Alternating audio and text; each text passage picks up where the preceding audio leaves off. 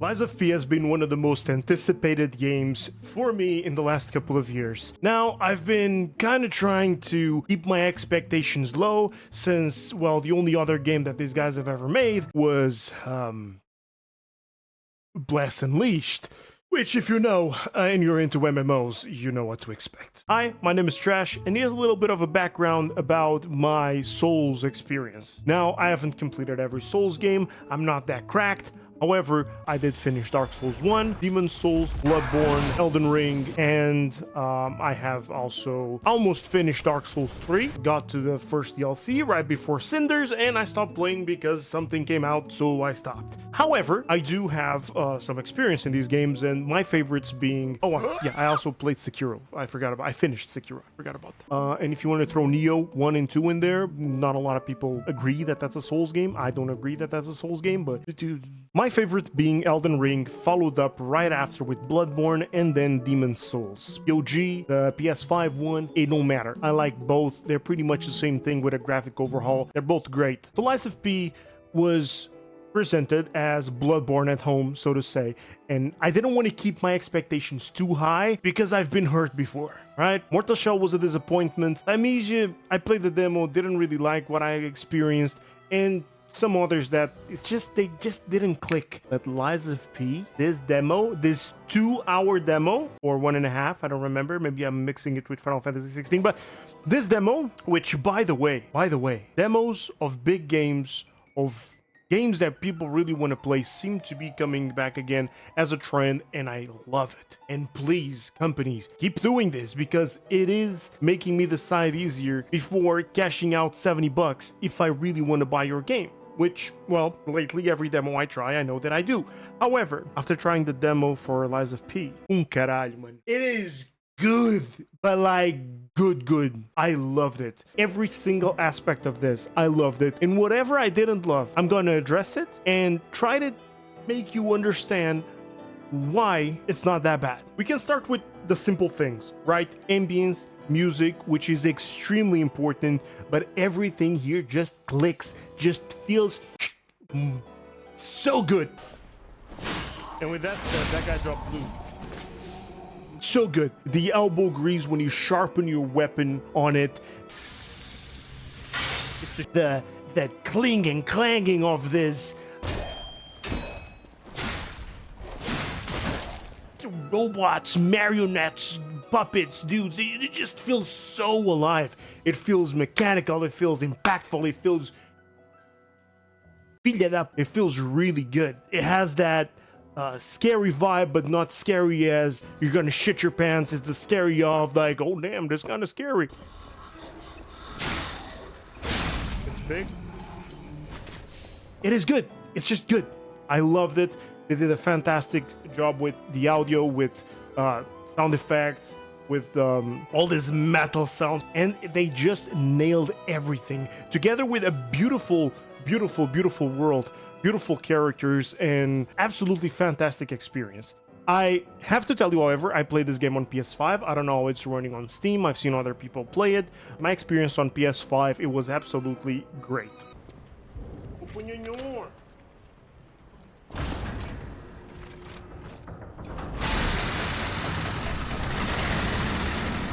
And yours has been open.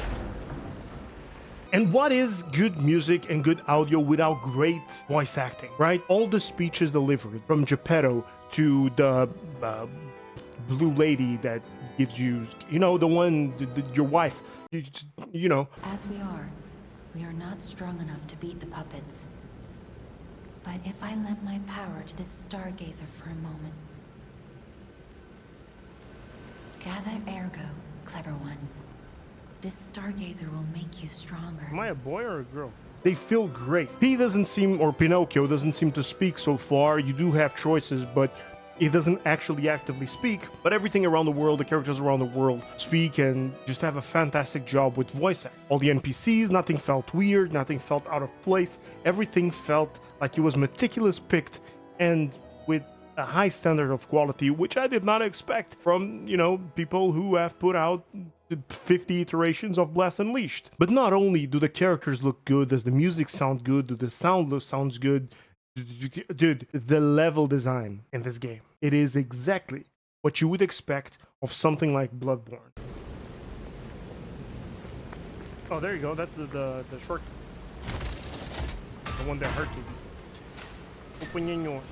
Going around an entire area, finding a lift, going down back to the place where you saved, going back into that lift, walking into a boss room, perfect.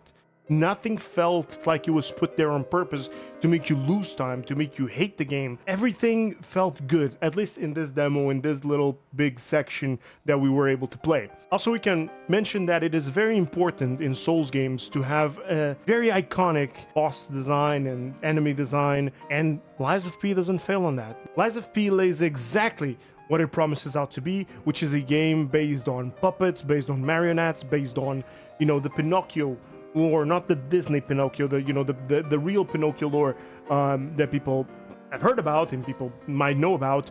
And every enemy feels different on its own right. However, they're all puppets. The way they move, the arms moving in inhumane ways, the heads completely spinning, bosses walking on the walls and just keeping eye contact with you while their body moves. It's just absolutely magical. It is fantastic. Not only that, but Pinocchio himself, or P himself, you get to choose some outfits. At some point I was a burro and he gave me an outfit, right?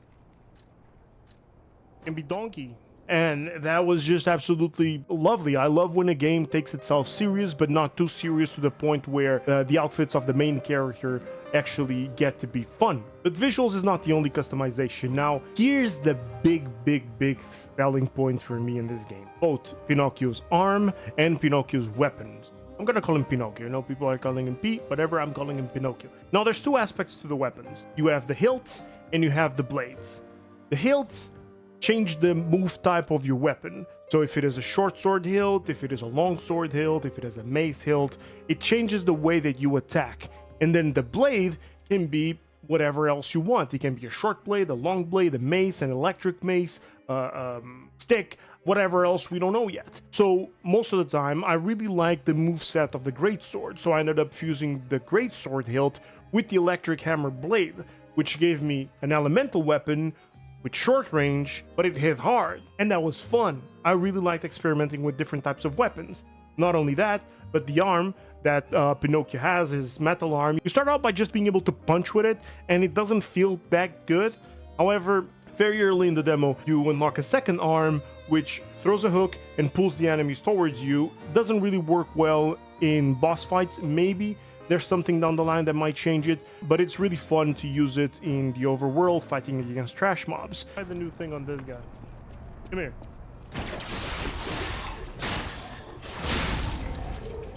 By the end of the demo, all the way at the end, you unlock a third arm, which has electrical attacks, which can be way more fun.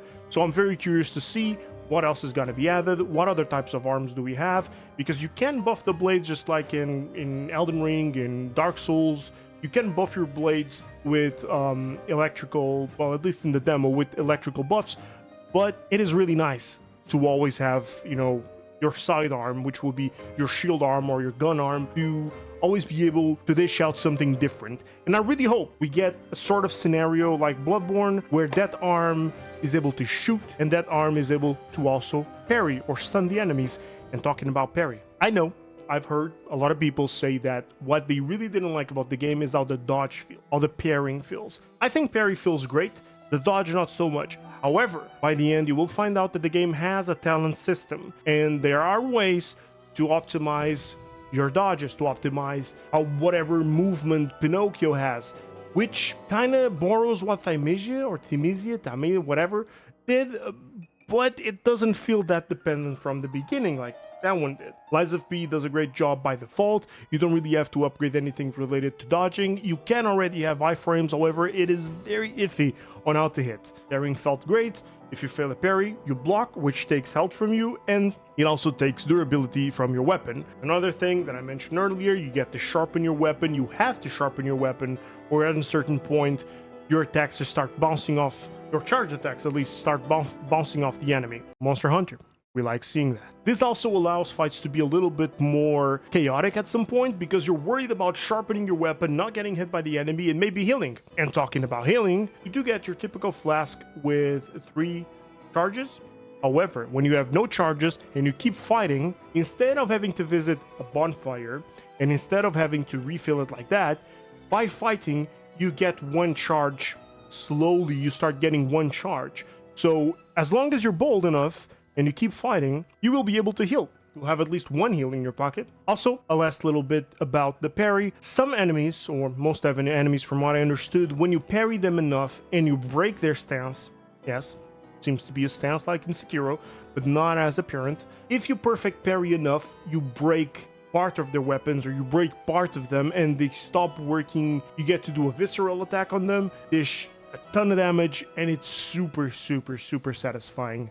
It also seems like there was a marker on the ground where you should stand to do a visceral attack, which is really good. It doesn't feel like you have to try to figure out what's the right positioning and then you end up missing a visceral and the boss comes up again and it all comes to hell, right? And just talking a little bit about the story without much spoilers, because I also don't know much about it, it seems like the choices you pick, and here comes the name of the game, how often you lie, might change the outcome of your playthrough. The name Lies of P doesn't come around for no reason. In the demo, there is a part where you're supposed to lie, but you're not expected to lie because you are a puppet, and puppets are built not to lie. Pinocchio seems to be the only one who's able to do that, and, well, he gets where he wants, he gets through with the story because you are able to lie. I don't really know what happens if you don't lie. I guess maybe they just don't let you go in since it's the first lie you get to tell, and you just move on with the story if you do indeed lie, and which hopefully later on in the game might change the way things work overall in the story. So overall, I fell immediately in love with this game. The more I played it, the more I kept wanting to play it. The arm feels great, and more arm options means more attack options, more combat options. The customization of the weapons is absolutely fantastic. The sound design is amazing. The voice acting is amazing. The graphics are great. Performance on PS5 is great. Customization options for your own character, the looks with gear looks really fun, and it's something that I really want to look towards. The stat distribution is exactly what you expect from other Souls games. That's why I didn't really go much into detail about that. The possibility of changing the story or changing the outcome, which means kind of like in Elden Ring where everybody had a different experience of their own game. Maybe we get to have that. However, we are on rails kind of in a Souls world where we don't really have much to explore until we get to certain parts, but maybe we are in fact able to change the outcome of our own story, and it might be fun to explore into that. If that's not in, well, that's something I wish it was, but we'll see. The talent system is absolutely fantastic to look into. I really want to dive deeper into that, and I want to experience more. Also, it is very important to mention, I personally will buy the physical edition because I'm a sucker for physical edition, especially with this game on the PS5, but you can get this game on day one on Xbox Game Pass on your PC. It's a no-brainer. If you've never had Xbox Game Pass, you can get it for very cheap. Just go and do it. This is not sponsored by Xbox at all. They don't like me. We have a story. We go back. But it is a no-brainer. And if you haven't tried the demo, please do. It is on PS5 and Steam. I think it is also on Xbox, but I'm not 100% sure on that. However, you should definitely try it. And if you did try it, did you like it? Would you change something? Was there something you didn't like? Or after watching this video, was there something you missed that I informed you of, like some stuff in the talent system? Please let me know about your experience and let me know what you liked the most and you didn't like at all. Thank you for watching. I'll see you on the next one. Stay tuned.